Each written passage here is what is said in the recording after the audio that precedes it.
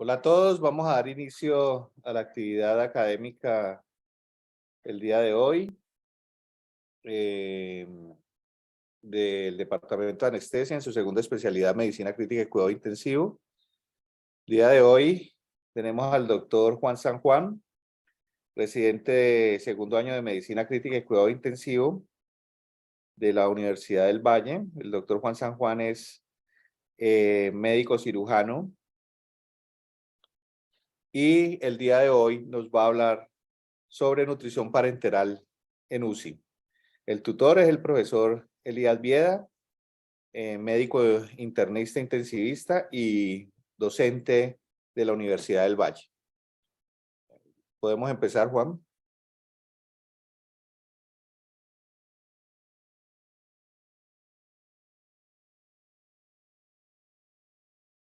Bueno, buenas tardes. Muchas gracias por el espacio y pues por las personas que están conectadas y asistiendo a esta charla de hoy.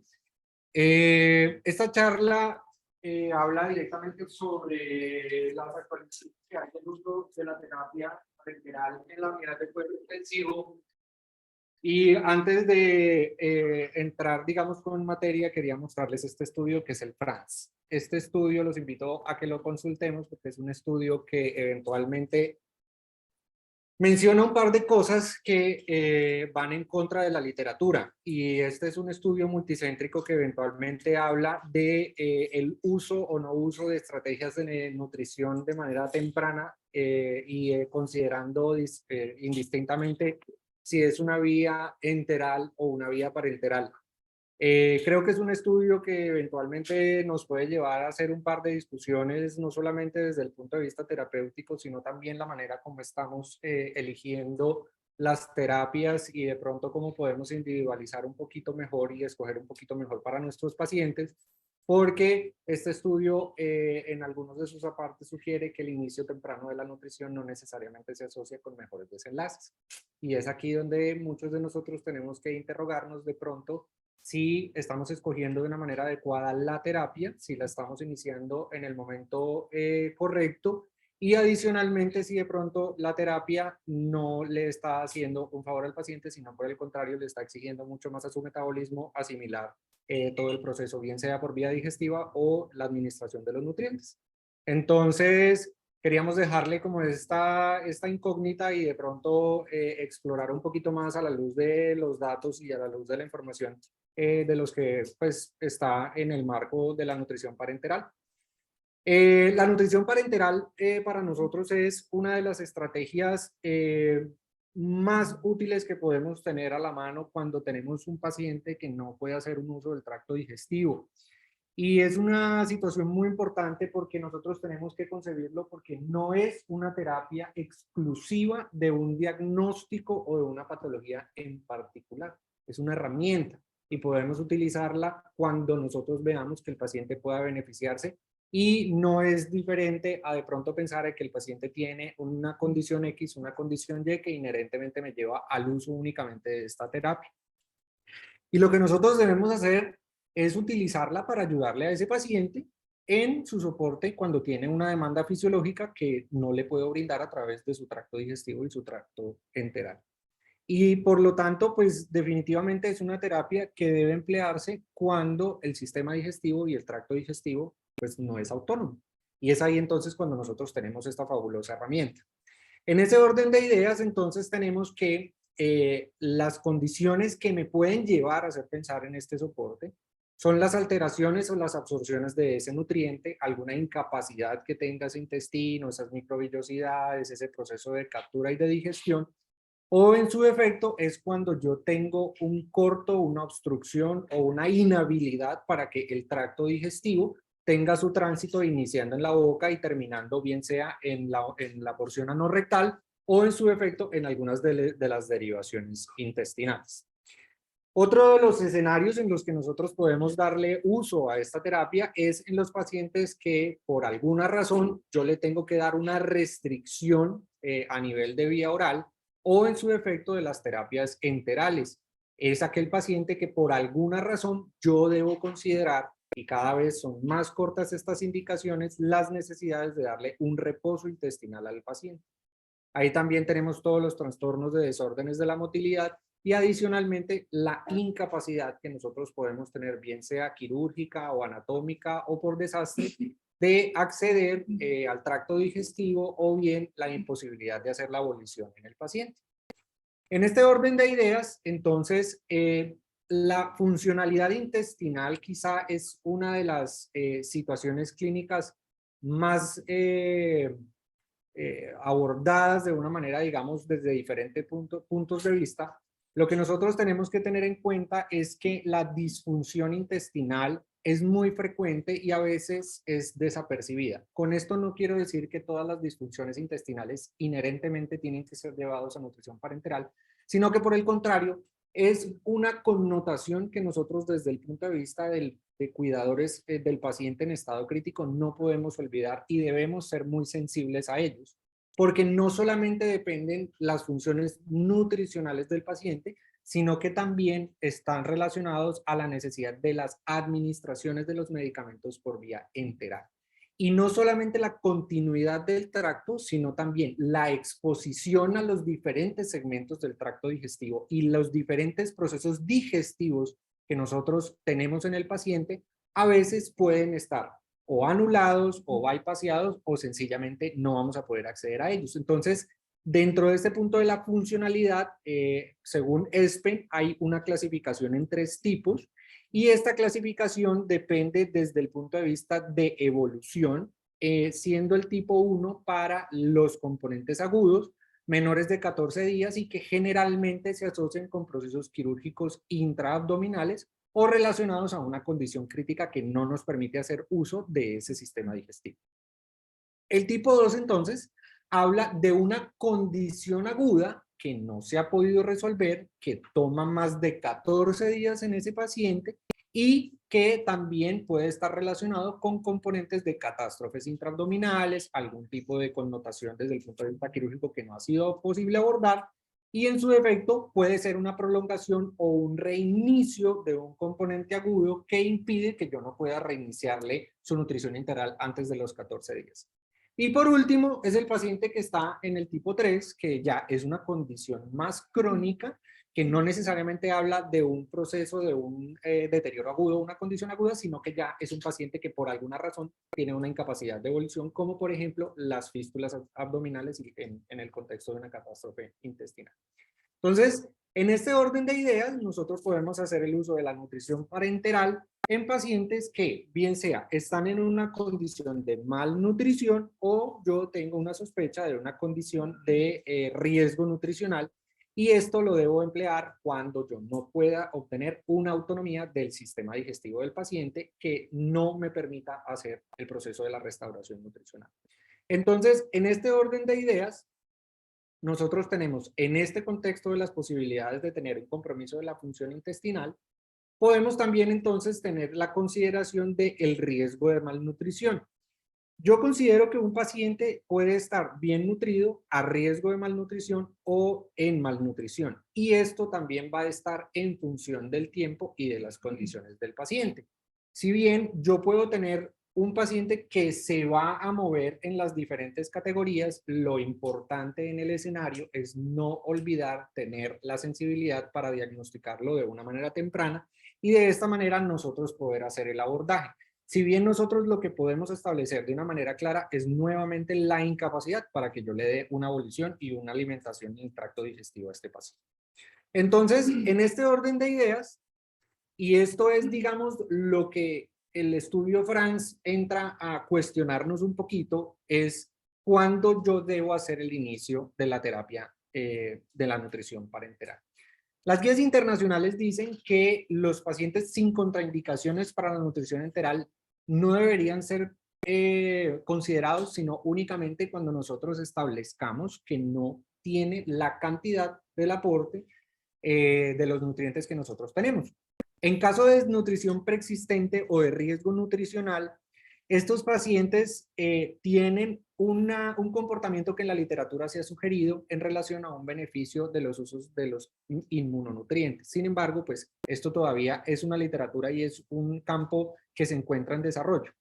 Lo más importante que nosotros tenemos que recordar es que la nutrición parenteral es un puente a tratar de devolverle, por cualquiera que sea la causa, la autonomía digestiva al paciente. Y debemos dejar de pronto el concepto de que la nutrición parenteral total o el soporte de la nutrición parenteral es suficiente para nosotros establecer todo el componente fisiológico de demanda metabólica y nutricional de los pacientes. Por lo tanto, teniendo en cuenta estas condiciones en los pacientes que nosotros tenemos en condición crítica, son las condiciones subyacentes las que se deben presentar particular cuidado para poder devolver esa autonomía. En medio entonces de la evolución de cómo la nutrición ha ido introduciéndose en las prácticas, en el 2009, ESPEN entonces publica las guías específicamente de nutrición parenteral en cuidado intensivo. Luego seguimos que en el 2014 ASPEN presenta unas guías y estas específicamente están determinadas para la administración, la formulación y cómo se debe realizar el manejo de la nutrición parenteral. Esta guía no está directamente relacionada a las condiciones de cuidado intensivo, pero sí tienen que ver mucho en las condiciones del abordaje para esta terapia. En el 2016, entonces, tenemos la introducción del uso de la nutrición parenteral en el contexto de el manejo para el paciente con falla intestinal aguda. Y en el 2019, nosotros tenemos la disponibilidad de la guía en la cual se hace el abordaje de las condiciones generales de la nutrición clínica en el paciente en la unidad de cuidado intensivo. Por último, en el 2022, ASPEN publica las guías para la provisión de la terapia de soporte nutricional en los pacientes críticamente enfermos y hace algunas aclaraciones. Sin embargo, esto no es exclusivo solamente de la nutrición parenteral. En este orden de ideas, entonces, estas dos últimas guías recuperan la disponibilidad de la información disponible hasta el momento para realizar sus recomendaciones y el abordaje, digamos, como de lo que nosotros conocemos dentro de la terapia de soporte parenteral. En este orden de ideas, los elementos básicos que nosotros debemos considerar y digamos que no se han modificado a lo largo de lo que se ha venido estableciendo en relación a la formulación de las terapias, es que siempre debemos tener en cuenta el estado de hidratación, el estado de las comorbilidades y los balances hídricos de los pacientes. Esto es una comunicación que debe realizarse de manera diaria y que nosotros como cuidadores del paciente crítico debemos tener la certeza de que quien está haciendo el proceso de la administración y de la formulación entienda que probablemente nosotros vamos a tener un paciente que un día tiene la capacidad de recibir X volumen, pero que probablemente al otro día yo deba utilizar menos volumen y concentrar un poco más el aporte de los nutrientes y no tanto relacionado al agua que se le está administrando. Lo otro es la presencia del calcio. El calcio, digamos que está directamente relacionado con las posibilidades de precipitación en los preparados y por lo tanto, como lo vamos a ver más adelante, hace parte de una de las estrategias que nosotros tenemos que tener en cuenta en el seguimiento de estos pacientes como control de qué estamos haciendo con la nutrición parenteral.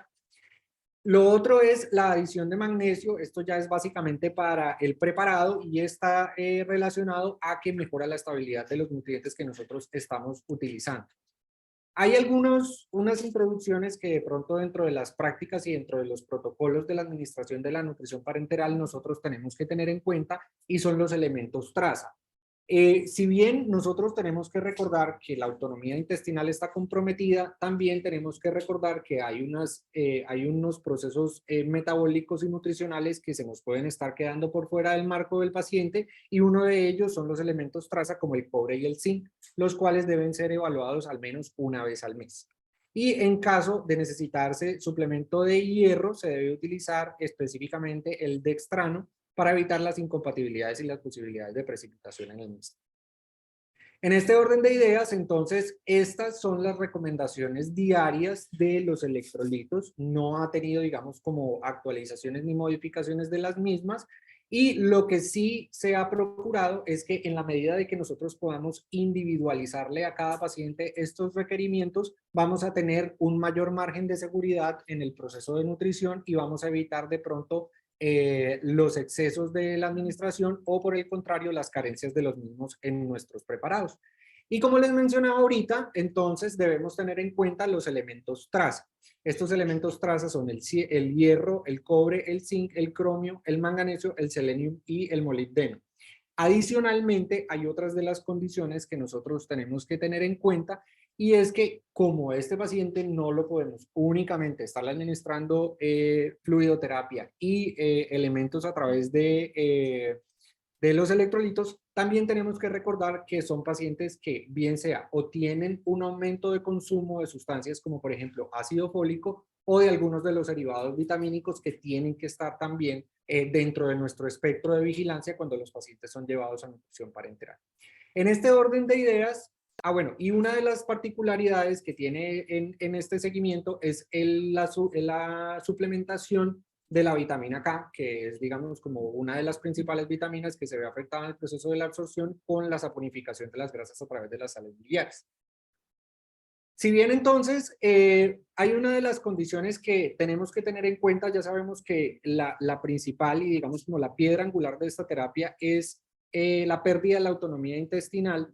En este orden de ideas, nosotros debemos considerar hacer uso de esta terapia cuando no existan las tolerancias, por ejemplo, a la nutrición enteral, y es quizá ese paciente que debe llevarse a un proceso de rehabilitación intestinal un poco más paulatino, dejar un poco que se recupere la vellosidad intestinal y poco a poco poder ir estableciendo esas tolerancias y esas adaptabilidades nuevamente a la administración del preparado enteral. Se deben agotar absolutamente todas las estrategias para que nosotros podamos hablar primero de que es una pérdida de la autonomía y no necesariamente algún detallito de nuestra formulación que se nos hace falta por ajustar en el preparado enteral. Esto es supremamente importante. Esto incluye desde digamos como desde dentro de las quejas más importantes que encontramos en la unidad de cuidado intensivo es el paciente está haciendo diarrea, el paciente está haciendo volúmenes altos, le encontré este tipo de aspirados o estoy haciendo la revisión a esto o tengo un desplazamiento de la sonda enteral. Entonces, es aquí donde nosotros tenemos que considerar estos 5 aspectos de la nutrición enteral y ser muy exhaustivos frente a lo que debemos individualizar para cada persona y no establecer que sencillamente es una falla o una intolerancia a la nutrición enteral. Otro de los aspectos que nosotros tenemos que tener en cuenta es no solamente considerar los requerimientos calóricos, sino también los proteicos. Como lo mencionaron previamente el doctor Hoyos en su charla, existen unos requerimientos completamente individualizados que se han querido de pronto traducir a fórmulas específicas y que quizá más allá de las fórmulas específicas es lo que nosotros tenemos que individualizar en cada uno de nuestros pacientes, saber en qué momento de su condición crítica está y cómo podemos ayudar. Esto está directamente relacionado, por ejemplo, con la necesidad de las administraciones proteicas, si bien nosotros sabemos que a pesar de que existen algunos complementos como los módulos proteicos que poco a poco se han ido introduciendo a las terapias enterales, cuando nosotros hacemos el seguimiento de la autonomía digestiva, tenemos que tener en cuenta si el paciente en realidad está siendo llevado a estos requerimientos y de lo contrario, nosotros deberíamos estar pensando en la necesidad de tener un aporte enteral. Y aquí yo les voy a dejar un guiño que es muy importante porque recientemente se está introduciendo que quizá lo que nosotros conocemos y estimamos a través de los métodos convencionales de cómo estamos haciendo, digamos, como la evaluación de los aportes nutricionales de nuestros pacientes, no están, digamos, no son satisfactorios y quizás podemos hacer cosas mucho mejor. Y en las cosas mucho mejores es donde se ha empezado el desarrollo de nuevas tecnologías, como por ejemplo la evaluación de la calorimetría en los diferentes escenarios, que nos permite de una forma mucho más intensa, más incluso continua, de acuerdo pues al dispositivo que estamos utilizando, cómo podemos ir ajustando esos requerimientos en los aportes nutricionales. Este es uno de los estudios que eventualmente habla de la suplementación parenteral versus la nutrición enteral, cada uno por separado. Pues este, digamos, es un estudio clásico que nosotros encontramos en el análisis en el cual definitivamente es una revisión sistemática que nos ofrece lo que conocemos, y es que la autonomía digestiva prevalece sobre el uso de la nutrición enteral. Esta es una revisión que dentro de sus desenlaces establece la mortalidad en UCI y los otros, de las otras morbilidades, como el uso de la ventilación mecánica y su estancia, y adicionalmente los efectos que está sobre el estado nutricional. Lo que este estudio recopila es que definitivamente el uso de la nutrición enteral en los diferentes estudios muestra unos mejores desenlaces en comparación cuando se utiliza el soporte nutricional parenteral. Esto, digamos, tiene que estar a la luz de la heterogeneidad de que en muchas ocasiones y en varios artículos, lo que nosotros encontramos más allá de una heterogeneidad estadística es una heterogeneidad de cómo estamos seleccionando los pacientes para llevarlos a una u a otra terapia. Y es ahí donde nosotros, como especialistas del cuidado del paciente en condición crítica, tenemos que empezar a individualizar para saber cuál es mejor para la situación que podemos aportar en ese momento. Indiscutiblemente, pues esto, digamos, está apoyado con, con el resumen de la literatura, que la condición de nutrición enteral está asociada con mejores desenlaces, ofreciéndole, en teoría, un mejor contexto desde el punto de vista de mortalidad, de infecciones, de estancia hospitalaria y de estancia hospitalaria en la unidad de cuidado intensivo. Este es el resumen de lo que nosotros podemos encontrar en la literatura frente a los otros desenlaces secundarios, que es la duración de la ventilación mecánica invasiva y el aporte de energía y el aporte proteico. Miren que particularmente para estos, para el aporte energético y para el aporte proteico, la disponibilidad de la información no es tan amplia como para los desenlaces principales, lo cual nos tiene que hacer encender las alarmas para mejorar la comprensión un poquito de qué es lo que estamos aportando y cómo lo estamos aportando. Otras de las consideraciones que nosotros vamos a encontrar en la guía es qué pasa con ciertos eventos clínicos que son de importancia para nosotros en la unidad. Y este es una recopilación que hace y muestra sus resultados dentro de la guía para poder establecer, digamos, como parte de los comentarios y de las sugerencias que se hacen. Cuando nosotros vemos nuevamente el uso de la nutrición parenteral versus no realizarlo, efectivamente le da, digamos, una connotación de aporte, pero la heterogeneidad con la cual se muestran los resultados nos hace nuevamente ese llamado a que debemos contribuir con más estudios y que tenemos que buscar un poco más la individualización de estos desenlaces para las otras condiciones. Por ejemplo, para neumonía, entonces nos encontramos con un comportamiento que favorece el uso de las alternativas a la nutrición parenteral en términos de la plausibilidad biológica de utilizar la autonomía del tracto digestivo, y es ahí donde la interpretación de este resultado no debe estar analizado únicamente a la luz de que la nutrición parenteral se asocia con un mayor índice de neumonía, sino que probablemente la condición crítica del paciente y la pérdida de su autonomía esté relacionado con este desenlace.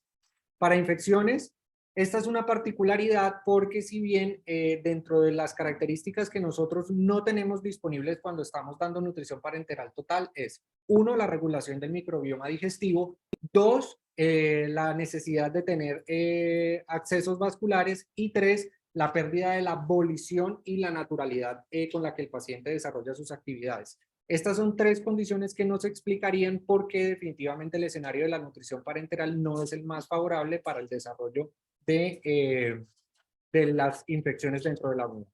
Y por último, en términos de mortalidad y morbilidad, aquí los análisis de la literatura no han logrado mostrar una diferencia. En algunos pareciera que existiera una tendencia a favorecer el uso de la terapia de manera temprana, otros no tanto, y esta zona gris es la que yo creo que eventualmente la vemos un poquito más claro en el estudio de Franz, y es la llamada a que no podemos generalizar todo lo que estamos haciendo solo con las indicaciones que nos ofrecen en los diferentes apartados de la literatura.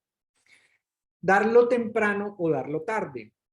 Este es un estudio que pues está mucho antes de la publicación del Franz. Estos son estudios en los cuales incluyeron pacientes adultos admitidos a la unidad de cuidado intensivo, en los cuales tenían un riesgo de desnutrición a través medio de la escala del NRS, en donde nosotros los autores establecieron unos criterios de exclusión en los cuales cuando nosotros vemos, habían pacientes que, primero, esto no aplica para mujeres embarazadas, habían tomado nutrición enteral y estaban siendo manejados por alguna condición nutricional previa.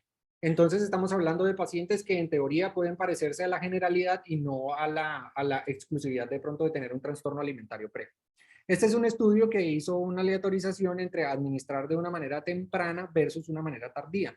Temprana entendida como dentro de los 3 primeros días y tardía después de los 7 primeros días. Se estableció entonces qué sucedía en términos de desenlace como seguridad, hipoglicemia, estancia, infecciones e inflamación. Y muy similar a lo que nosotros vemos en la tendencia de lo que nos muestran las guías de Aspen, es que estamos tratando con pacientes que si bien la distribución de los índices de masa corporal se encuentran entre los rangos normales y de sobrepeso, nosotros sí tenemos que hacer una individualización de lo que tenemos en nuestra epidemiología colombiana, ya que de manera local nosotros podemos encontrar que incluso casi 1 de cada 2 pacientes que ingresan a nuestro servicio de urgencias está en una condición de sobrepeso y obesidad, y es ahí donde nosotros tenemos que empezar a interpretar un poquito más la letra pequeñita de estos artículos.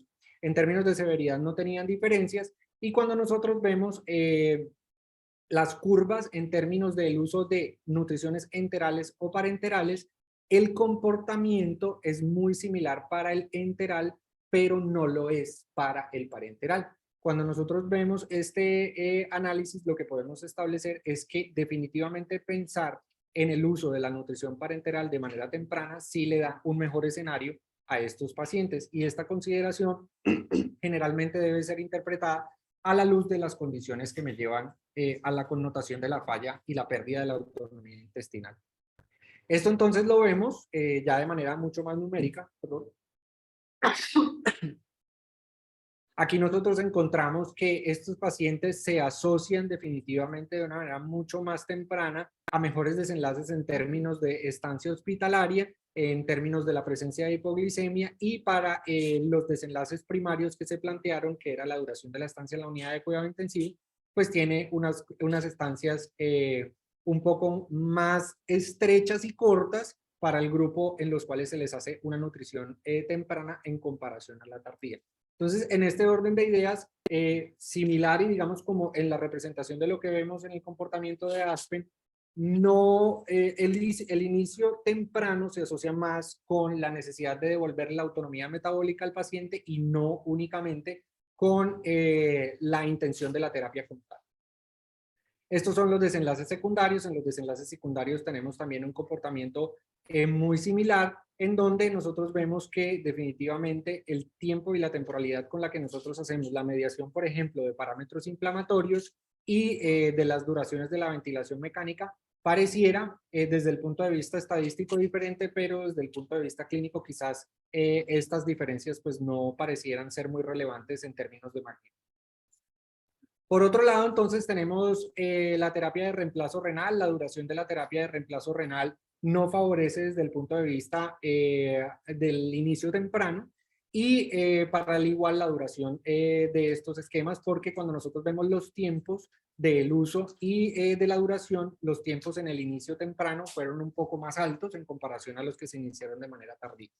Y el incremento del uso pues está directamente relacionado a que si lo iniciamos de manera temprana, la posibilidad de que el paciente esté más tiempo durante esta terapia aumente los costos. Sin embargo, pues esto es únicamente hablando única y exclusivamente de la terapia establecida. Por otra parte, el uso de la terapia enteral versus la parenteral en los pacientes en ventilación mecánica invasiva es el estudio en NutriRea.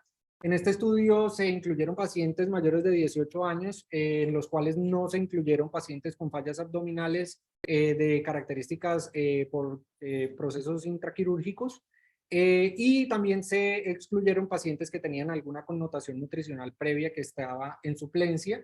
También se hizo una aleatorización 1:1 para establecer el beneficio de la nutrición enteral versus la parenteral en términos de mortalidad.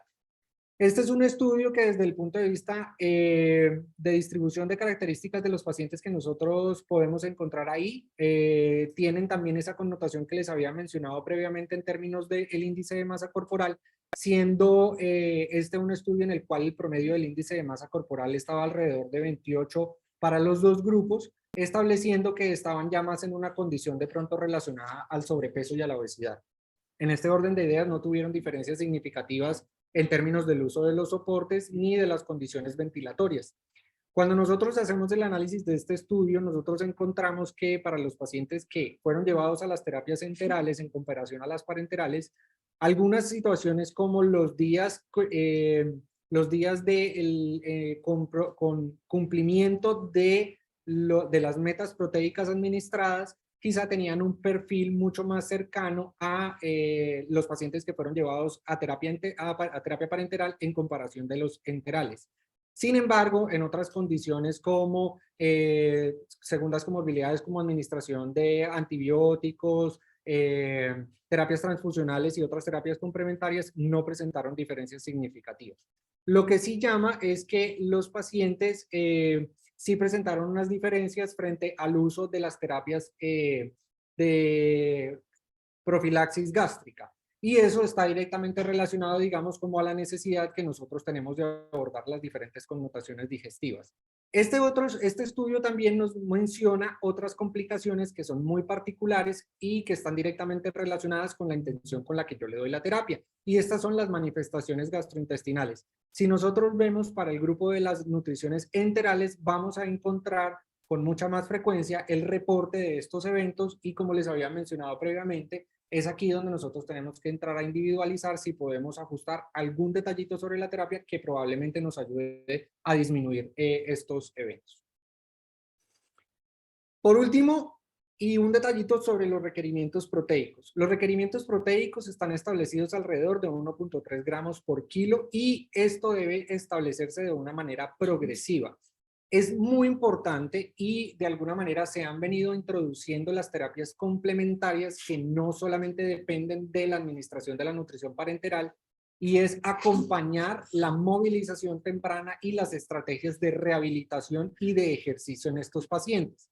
Porque si bien los aportes proteicos están directamente relacionados a la condición crítica y a la fase y el momento crítico en el que el paciente se encuentra, el uso a través del órgano, el órgano y las fibras musculares son las que permiten el aprovechamiento y no vamos a caer de pronto en una inapropiada evaluación, por ejemplo, de los balances nitrogenados, cuando en realidad yo lo que puedo tener es un estado hipermetabólico con un aumento de los requerimientos proteicos, pero que probablemente es un músculo que no me está ayudando a captarlos. Entonces, es muy importante que desde, incluso cuando nosotros hacemos el inicio de la nutrición parenteral, debemos establecer una adecuada actividad física adaptada a ese paciente para mantener entonces el sistema muscular también en actividad. Este es otro estudio que habla específicamente de esa movilidad en pacientes en la unidad de cuidado intensivo. Y aquí, a pesar de que, digamos, no está estrictamente relacionado al uso de la nutrición parenteral, sí tenemos que identificar que empezar a movilizar los pacientes de manera temprana y no solo movilizarlos, sino también, por el contrario, realizar y establecer esquemas de actividad física supervisada y a tal cual con horario como lo estamos haciendo con los medicamentos y con el resto de terapias que estamos haciendo, impacta directamente sobre los resultados. En esta revisión sistemática, a pesar de que tiene una heterogeneidad esperable por la disponibilidad de la información, sí nos da algunos detallitos que son muy importantes para nosotros, y es el impacto no solamente desde el punto de vista de la estancia hospitalaria de esos pacientes, sino también empieza a interrogarse si esto puede establecer algún impacto sobre los desenlaces duros como mortalidad en comparación cuando nosotros tenemos unas estrategias de actividad rutinaria física establecida versus las estrategias de movilización convencionales en términos de las terapias de cuidado intensivo. Y aquí es otra de las, digamos, como de las connotaciones que tenemos que tener en cuenta. Con esto sí quisiéramos de pronto llamar la atención en que debemos incorporar más las actividades físicas para el paciente en condición crítica desde la unidad de cuidado intensivo.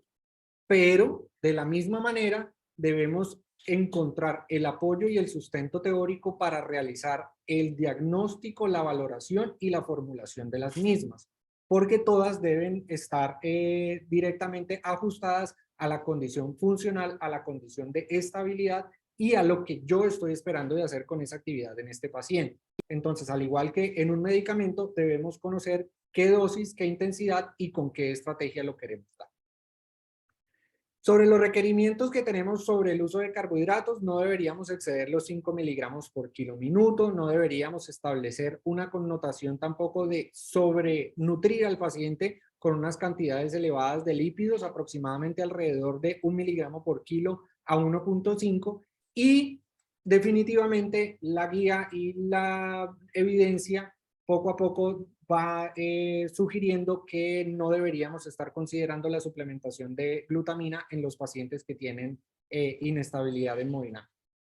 Esto entonces está, digamos, como explorado en la literatura. Esto es una revisión sistemática que trata, digamos, como de agrupar esos ensayos clínicos que se hicieron y que fueron publicados en la literatura. Esto específicamente es para pacientes en unidades de cuidado intensivo con una patología quirúrgica y se evaluó la administración de la glutamina parenteral en términos de mortalidad.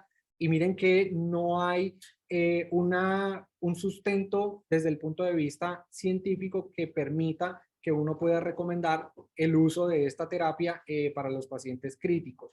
Probablemente en lo único que medianamente se ha sugerido que puede tener algún tipo de impacto es sobre la frecuencia de las tasas de infecciones, pero esto es una recomendación que todavía sigue siendo muy individualizable y que por parte de los grupos y de las recomendaciones para el inicio de las nutriciones parenterales, pues no se realiza, digamos, como de manera rutinaria.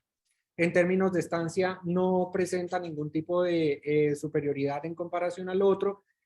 Aquí se habla un poco más que el uso de la glutamina, es pensar de pronto en la necesidad de hacer una inmunomodulación temprana del paciente a través de inmunonutrientes. Otra de las características que, digamos, nosotros tenemos que tener en cuenta es el aporte de lípidos. Digamos que de alguna manera no se debe exceder porque se ha demostrado que los componentes hiperlipidémicos nos pueden favorecer unos desenlaces clínicos no muy favorables y por el contrario tener sueros hiperlipémicos no se ha asociado con mejores desenlaces. Se debe mantener y, como les mencioné al principio, no podemos olvidar la necesidad de administrarle elementos traza y vitamina a estos pacientes y en caso de que tengamos la disponibilidad de medirlos, establecerlos dentro de nuestros protocolos de administración de la nutrición. No hay evidencia que sustente el uso rutinario de antioxidantes en altas dosis y aquí hay un guiño que está dado principalmente por la suplementación de la vitamina D. Se ha querido introducir en la literatura que la suplementación de la vitamina D pudiera tener un impacto sobre el perfil inflamatorio de los pacientes en condición crítica. Sin embargo, la sugerencia es que aún no contamos, digamos, con la evidencia suficiente que nos implique que podamos hacer esto de manera rutinaria. Lo que los estudios han empezado a sugerir es que primero, pues son pacientes que están a riesgo por la ausencia de exposición solar, su condición crítica, su condición metabólica, y que está a la mano la posibilidad de hacer la medición de los niveles séricos, y es ahí cuando probablemente quizás ese sea un margen de seguridad para hacer la administración del mismo. Sin embargo, su uso, como les decía, su uso rutinario, su uso profiláctico no está sustentado en la literatura. Por último, entonces, no debemos dejar a un lado que es una herramienta y que para administrar esa herramienta no puedo olvidar las connotaciones inherentes a la vía de administración, que es el uso del catéter. Digamos que de manera generalizable, se pudiera decir de alguna manera, la mayoría de las nutriciones parenterales se asocian directamente con la necesidad de tener un acceso por vía central. Para las implicaciones de terapias nutricionales parenterales extendidas, pacientes que nosotros consideramos que probablemente tienen más de 14 días y que su condición metabólica y su autonomía digestiva no puede ser devuelta de manera temprana, se pueden considerar los inicios de las nutriciones parenterales a través de catéteres de inserciones centrales periféricas y para otros escenarios, incluso digamos que muy poco frecuentes en nuestro medio, pero que sí deben de pronto ser de nuestro conocimiento, es que existen algunos preparados de nutrición parenteral que pueden ser por administración periférica. Evidentemente individualizado, pero digamos hace parte de la batería que nosotros en términos de nutrición parenteral podemos tener disponibles. Frente a las otras connotaciones, las disglicemias, las hipercapnias, el síndrome de realimentación, las enfermedades hepatobiliares y las atrofias intestinales, todo tiene que estar en conjunción y cuyo objetivo nosotros no podemos olvidar que estamos haciendo el uso de una terapia puente para devolverle la autonomía digestiva al paciente. Y en términos no solo desde el punto de vista metabólico, como lo es el síndrome de realimentación, que es el próximo, ¿cómo? El próximo tema. Sí, no, ese fue el tema de hace 8 días. Sí tenemos que tener en cuenta son las enfermedades hepatobiliares. ¿Y por qué las enfermedades hepatobiliares? Porque al nosotros tener una autonomía digestiva podemos estarnos enfrentando a unas condiciones de éstasis del estado y de la actividad de la vesícula biliar. Y esto también tenemos que tenerlo, digamos, como directamente relacionado a que el paciente lo voy a tener en una condición de ayuno y esto me puede favorecer la formación de condiciones litiásicas y de discinesia. Y la atrofia intestinal debe también ser una de las primeras situaciones que yo tengo que abordar en el paciente, porque si yo cojo llevar al paciente a una nutrición altera, debo ser muy cuidadoso cómo voy a establecer las terapias de rehabilitación enteral. ¿Eso qué quiere decir? Que yo tengo que adaptar el proceso de reintroducción de los complementos nutricionales de la abolición oral a un tracto digestivo que, independiente de su duración, ya ha dado una inactividad y por lo tanto ha tenido un desacondicionamiento y una pérdida de las vellones y de su funcionalidad. Por lo tanto, condición inherente, yo pensar en iniciar la nutrición enteral, debo tener establecido que al momento de introducir su autonomía digestiva, no puedo desconocer la necesidad de hacer el abordaje para la rehabilitación intestinal. Guiño, calorimetría.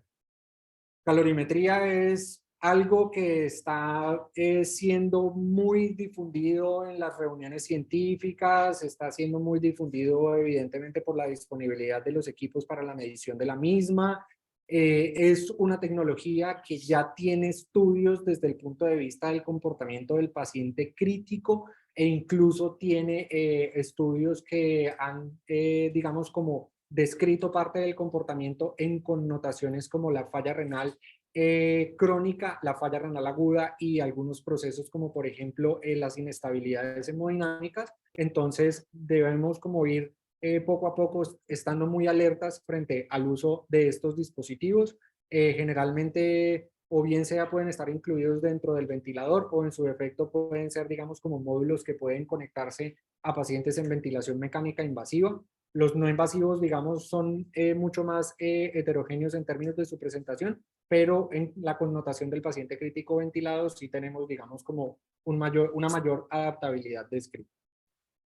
Para llevar a casa, entonces, la terapia de nutrición parenteral no está relacionada a un diagnóstico, es una estrategia para que nosotros podamos devolver los requerimientos nutricionales y metabólicos o en su defecto hacer el abordaje de los estados de malnutrición. Las indicaciones con las que yo estoy iniciando la terapia debe estar sustentado en la connotación metabólica y nutricional de ese paciente para yo poder establecer cómo le voy a devolver la autonomía digestiva. Y es una terapia suplementaria en el tiempo en el que yo pueda devolver, digamos, esa connotación y debo iniciarla incluso antes de 7 días para poder, digamos, como evitar los efectos catabólicos del paciente en la unidad de cuidado intensivo. Las recomendaciones de los lípidos no exceder más de 1 miligramo kilo minuto y para carbohidratos no exceder más de 5 miligramos kilo minuto. Esto es básicamente lo que tenemos que tener en cuenta para las concentraciones y las velocidades de administración. Y a pesar de tener una creciente evidencia de la suplementación parenteral de glutamina en el paciente, todavía no es una recomendación establecida ni generalizable, así que debe ser únicamente incluida para casos especiales. Y por último, por favor, empecemos a incluir la actividad física como una estrategia terapéutica y no solamente la dejamos relegada a una estrategia de movilización temprana. Y para esto yo creería que sí debemos de pronto conocer un poquito más y acercarnos un poquito más a la formulación de la actividad física en la unidad de cuidado intensivo, que en la literatura no hay, digamos, como una evidencia muy sólida en el momento, pero que poco a poco sí ha venido introduciéndose y podemos ir encontrando más información al respecto. Muchas gracias.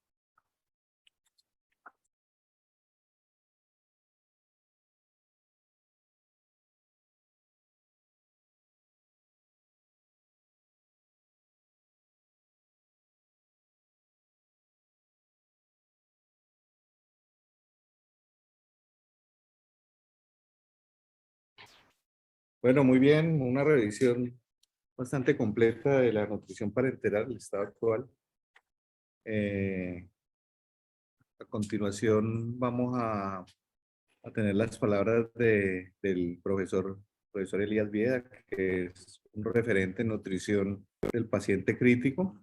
Una pregunta antes de eso, profesor Juan, usted que hizo la revisión exhaustiva. Balance nitrogenado, ¿se sigue midiendo? ¿Cada cuánto se debe medir? Casi no lo estamos midiendo en la UCI actualmente, estamos fallando en eso. Debemos pedir nitrógeno ureico en 24 horas. En nutrición parenteral creería que es donde más deberíamos estar pendientes, en el gran quemado, definir si tiene un balance negativo o positivo. No sé en ese punto qué nos puedas decir tú que revisaste el tema tú o Elías. Desde el punto de vista de las recomendaciones, se sugiere y se describe como una de las herramientas. Desafortunadamente, en términos de la terapia nutricional, no hay un gol estándar ni tenemos una herramienta definitiva para poder, digamos, como decir lo estamos haciendo bien, lo estamos haciendo mal. Y muchas de las cosas que nosotros hacemos en la medición de nuestras terapias nutricionales y de los objetivos, muchas de esas mediciones están sujetas a las condiciones subyacentes que en el contexto del paciente del cuidado intensivo son mucho más heterogéneas y son mucho más insinuadas. Y por ejemplo está el caso de qué validez puede tener o cómo podemos interpretar nosotros un balance nitrogenado en un paciente que tiene una lesión renal aguda, o cómo nosotros podemos darle la interpretación en el paciente que tiene X balance nitrogenado en un paciente que yo tengo una sospecha, por ejemplo, de una disfunción endotelial. Entonces, son, digamos, herramientas que nosotros podemos introducir en nuestra evaluación de qué estamos haciendo. Ninguno de las guías que encontré, al menos en términos de nutrición parenteral, lo deja como una connotación a medirse obligatoria. Y queda como una de las herramientas dentro de, como de la batería que podemos utilizar.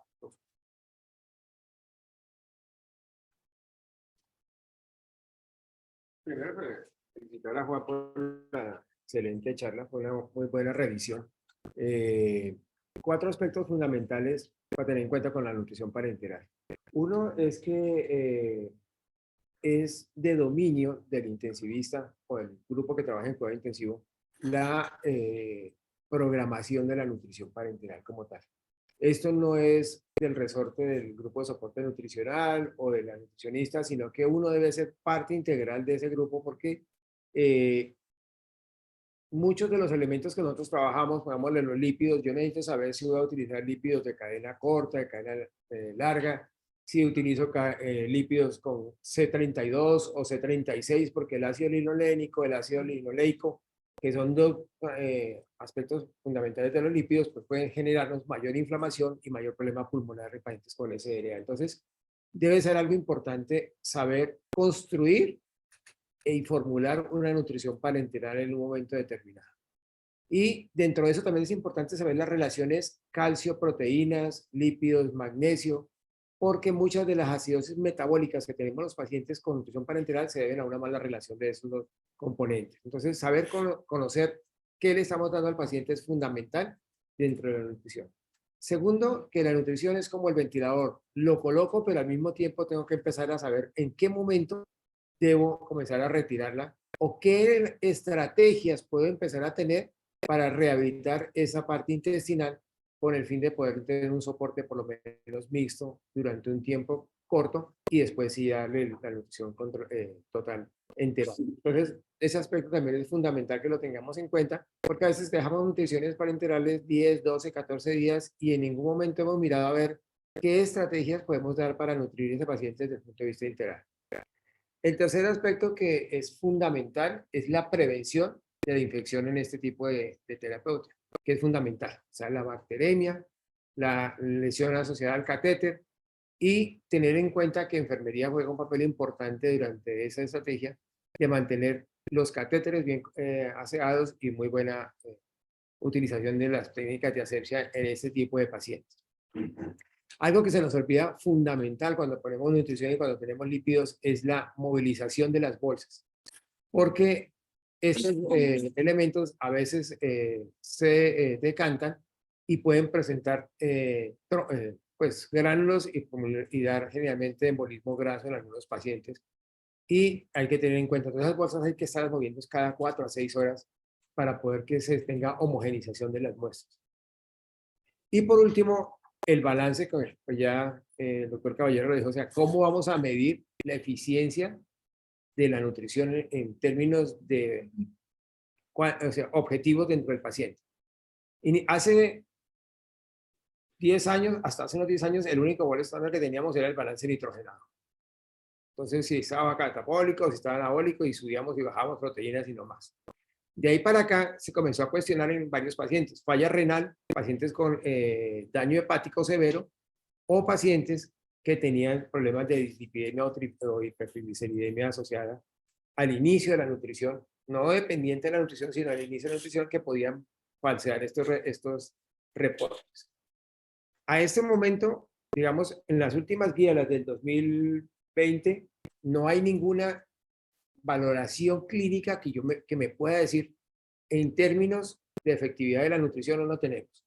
Seguimos haciendo balance nitrogenado. Si el paciente está en falla renal, pues utilizamos amonio en lugar de utilizar BUN, que es una forma de modificarlo un poquitico, pero no tenemos mayor cosa.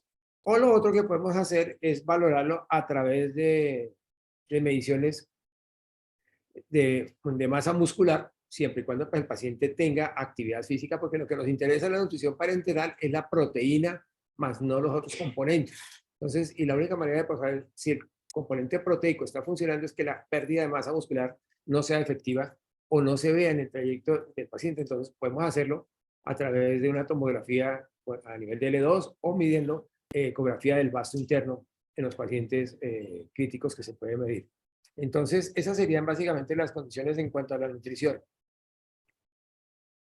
La utilización de oligoelementos, pues en ese momento está cogiendo un auge importante, dado por las deficiencias que se ha visto de molibdeno en los pacientes, de ácido del zinc en los procesos enzimáticos, en los pacientes sépticos. Entonces, parece que la carga de estos elementos van a ir aumentando en los próximos años, porque hay varios estudios importantes que han mostrado que los trastornos neurológicos derivados del molibdeno, los trastornos enzimáticos derivados del zinc y del manganeso están dando una cosa importante. El manganeso parece que es un cofactor activador de la proteína ligadura de los PVP a nivel de los gram negativos. Entonces parece que la deficiencia de molibdeno está generando que el organismo sea incapaz de mantener una contrarresistencia a las infecciones por gram positivos y gram negativos en forma aguda. Entonces parece que el molibdeno juega un papel importante en ese tipo de pacientes. Y hay unos estudios del grupo griego y de Highland en Holanda, que está suplementando en forma más temprana molibdeno en los pacientes con mejores resultados en los procesos inflamatorios infecciosos en ellos. Entonces, sería lo que hay que tener en cuenta. De todas maneras, pues, felicitarlos, una muy buena charla. No sé si alguien tenga alguna otra pregunta. Relacionado a eso que dice Ramón, ¿qué relaciones, que por ejemplo, en cuanto al microbio nucleico es un gramo son 6 de proteína? ¿Cuál sería la relación para hacer el balance? Con amonio 1.2. Ve, el otro tema que también a veces uno debate mucho con las compañeras de nutrición, el tema de acidemia metabólica. ¿En qué momento? Hay pacientes que llegan choqueados lógicamente 24, 48, pero ellos tienen un pH de 23, bicarbonato de 18 y no se inicia nutrición. ¿Tú qué opinas? ¿Cuál es el punto de corte? Pero en el caso de la nutrición integral, El tema vasoactivo también contraindica la parte de iniciar la nutrición parenteral o nutrición enteral. para nutrición enteral sí hay varios estudios. Uno dice que pH por debajo de 7.2 en pacientes inestables, o yo puedo utilizar un vasoactivo a dosis medias que están determinadas como 0.5, y si se mantiene estable con un vasoactivo yo puedo empezar la nutrición sin ningún problema. ¿Sí? En nutrición parenteral, los vasoactivos no tienen ningún problema. O sea, independiente del estado hemodinámico del paciente, yo le puedo poner nutrición parenteral. Lo que sí es, si la pH está por debajo de 7.1, sí disminuir la infusión hasta un 50%. Ese es el estudio de Highlight. O sea, no hay problema. No hay problema, o sea, uno le puede poner sin ningún problema. O sea, la nutrición parenteral es más fácil y menos problema. Están poniendo un problema de 7. De hecho, hay varios estudios que muestran hasta con la adrenalina y vasopresina hasta 0.1 unidades una unidad de vasopresina y 0.5 de norepinefrina se puede poner nutrición si permanecen estables. Si las dosis van creciendo, sí uno debe pararla, pero si se mantiene estable con un vasopresor o una dosis de vasopresina máximo o una unidad por kilo, unidad hora, puede uno dar la nutrición enteral sin ningún problema. Y 7-20 de pH es suficiente para poder dar nutrición enteral. Ya, una pregunta que salió es, estaba formulado líquido a punto 5 por el cálculo, por la condición del paciente, no le querían poner por el punto 6. Y de el central de mezcla dijeron que por debajo del punto 6 no lo hacían porque se inestabilizaba la solución. O sea, no se debe poner por debajo del punto 6. Eso depende de la central de mezcla.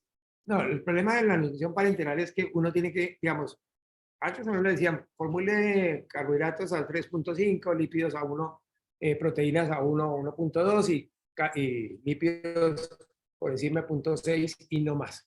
Ya desde hace varios tiempo para acá, entonces ya comenzaron a ver relaciones de calcio, proteínas, no debe ser menor de 0.6. Lípidos, zinc, no debe ser mayor de 1.2.